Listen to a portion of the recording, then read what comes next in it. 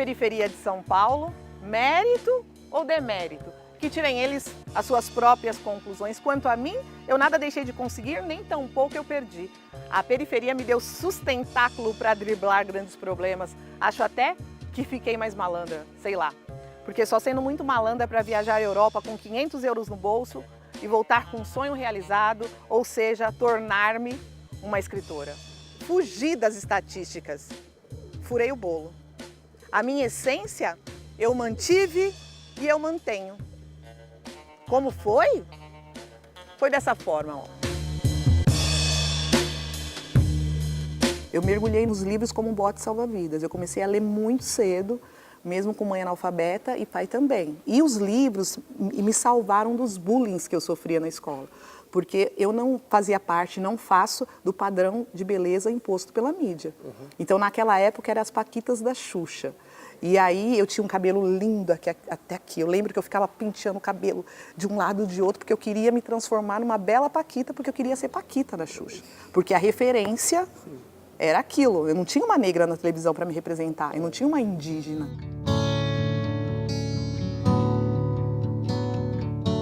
Quando eu comecei a perceber que os livros tinham uma força total para impedir que os meninos chegassem perto de mim e me ofendessem, por quê? Porque meu vocabulário ficou muito mais ilustrado, então eu falava coisas para eles que eles ficavam, o que ela falou? Ah, então eles ficavam, você nem sabe o que ela falou, e não sei o quê. Aí eu comecei a perceber na minha inteligência doada pela natureza que quanto mais eu lesse, mais interessante eu seria.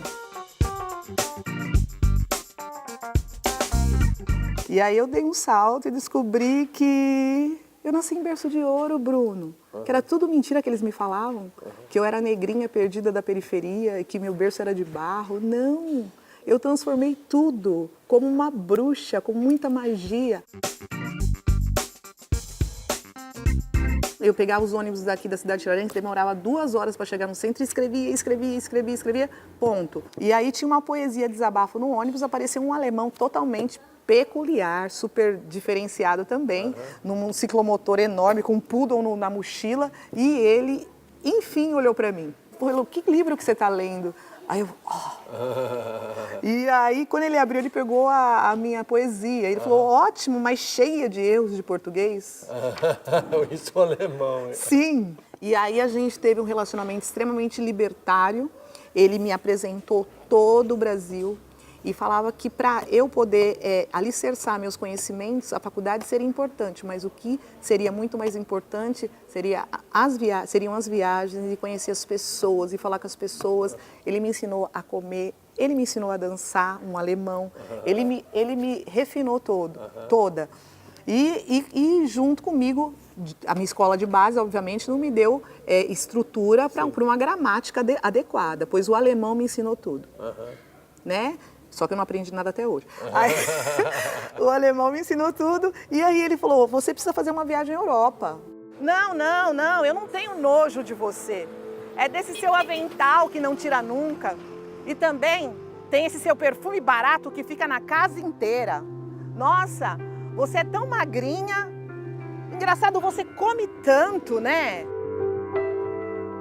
Fui trabalhar num palacete em Lisboa, praticamente no exílio. Por quê? Porque eu só poderia sair na minha folga e eu ficava trancada o dia inteiro, cuidando de um velhinho de 87, uma velhinha de 97 e que com todo esse fervor de alma. A vassoura era a minha única companheira, porque eu tinha que acordar com a vassoura para fazer barulho que eu estava acordada e dormir e vice-versa. E a casa era toda encarpetada. E aí eu, na terceira semana, eu com a vassoura no meu quartinho sem zala, que é como eu coloco, eu olhei para ela e falei, mas você é folgada mesmo, né? Aí eu olhei e falei, ela me olha, rude e serena, absoluta e mordaz. Já começa a se preparar, sabe que eu estou em suas mãos. Cheguei de mansinho oportunamente, eu fui convidada para dar um apoio físico aos móveis, pratas, cafés da manhã e principalmente aos 2 anciãos. Usando uma máscara de timidez, eu fui aos poucos com meu muito obrigada, por gentileza, além de palavras eruditas escapadas prévia e propositadamente, ao qual sentia olhos atentos sendo depositados em mim, curiosos e ao mesmo tempo alheios e frios. Foi dessa experiência que saiu meu livro Morte às Vassouras.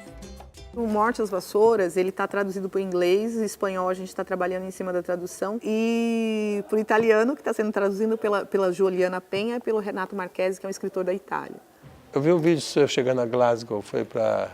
Então, com o tempo, depois de muita insistência, ele está na 3ª edição. Acabei sendo descoberta por essa inglesa, que a doutora Margaret Anne Clark, que traduziu o livro gratuitamente para o inglês. Olha que legal. E me levou para a Universidade de Oxford. E Juliana Penha, que é a minha amiga, me levou também para a Universidade de Glasgow, na Escócia. Na Universidade de Glasgow eu me apresentei vestida de empregada doméstica.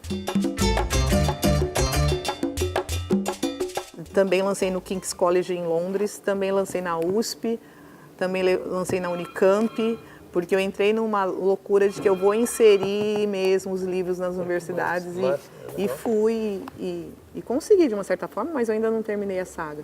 Dou mulheres negras de atitude. Enalteço seus cabelos de carapinha.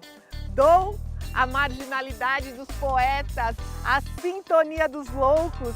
E infiltrarei um periférico em cada universidade para mostrar do que somos capazes.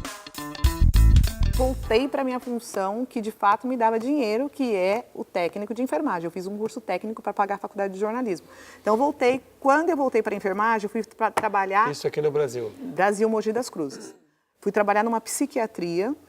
Quando eu cheguei para mim a psiquiatria é o lado literário da medicina. Eu fiz uma coletânea de contos e crônicas dos pacientes. Eu não ficava no postinho de enfermagem com as enfermeiras, eu ficava lá dentro do contexto das histórias. O livro é todo ilustrado com os desenhos que eu desenhava junto com eles. A capa foi eu que fiz, junto com os pacientes da psiquiatria, então ele é todo ilustrado. Tu pensas que a minha poesia precisa do seu certificado? Não, não, não e não. Minha poesia precisa do colo da sua alma vadia. Você também tem uma veia feminista também. Total, né? Se a mulher não é feminista, ela é o quê, pelo amor de Deus? Não, porque existe mulher machista.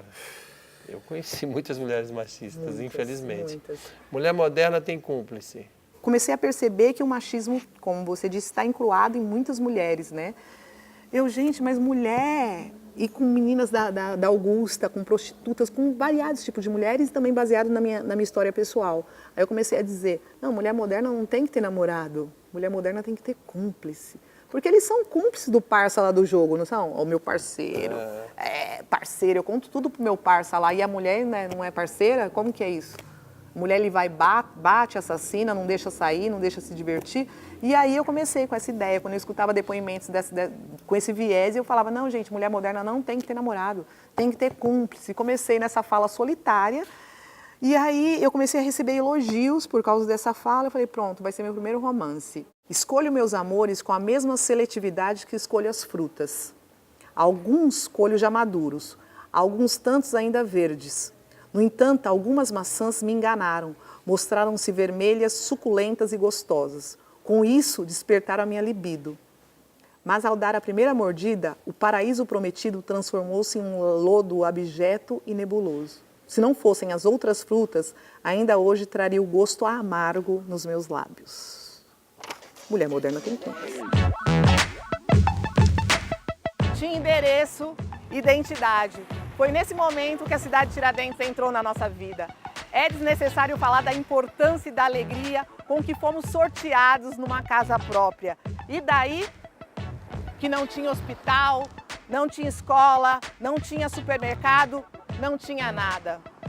Mas só quem já morou em subhabitações, em favelas, sabe a importância do que é ter um lar. Hoje, na cidade de Tiradentes, eu tenho orgulho, CEP, autoestima e cidadania. O Cidade Tiradentes, eu queria escrever alguma coisa que fosse embasado na minha periferia, na minha comunidade, só que eu não queria ficar no rótulo de literatura marginal e todo esse contexto que eu respeito muito.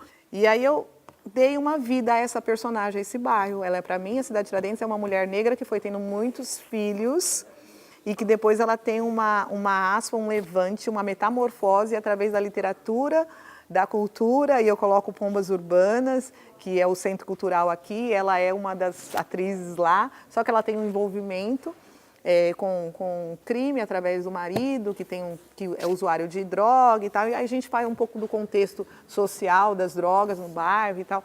Então eu dei vida, é um livro que a cidade de Tiradentes virou uma personagem. Viu o que aconteceu com ela? Excesso de liberdade. Não seguraram os freios quando ela era mais nova? Agora não tem mais jeito. Tornou-se uma escritora. Vive a vagar pelo mundo, solta como uma andorinha, contando histórias, ora aqui, ora acolá. Ninguém a segura mais, nem nós, muito menos o sistema. Perdeu-se no abismo poético.